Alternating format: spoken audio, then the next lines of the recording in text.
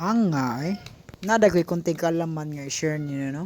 Kasagaran nato diri mura nakakita na gud ani. Kasagaran ani gitusok ra jud sa yuta. Kilid sa pusti, kilid sa balay. Pero ang uban gyud ani, wala ra jud paki kung unsa gyud ni. Maong ako ni i-discuss kung unsa jud ni kagamit.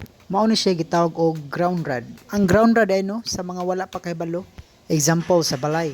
Mao din na siya agianan sa kuryente. Kung mosobra or molik gikan sa atong electrical system. Ang main purpose ani niya, safety sa mga consumer. Ilabi na ikaw nagamit mo jud ka og kuryente. Nakatry na ba mo nga mohikap mo sa usa ka lugar or sa mga wall, uy nang kuryente. Namaak man ay. Halos kitang tanan nakatry na gyud ana. Mao nay example sa walay proper grounding na imbes ang kuryente mo dagan padung sa yuta, moadto na hinuon sa imong lawas. Dili jud ni siya safe labi na sa mga naay mga bata. Magamit pud ni siya sa mga exist current nga makaguba sa inyong mga appliances. Dili kompleto ang imong circuit kung walay ground. Maong i-check yun ninyo kung naka-ground ba inyong balay. Usually, green wire nga naka-connect sa rod. O niya, maorat to. Bye-bye!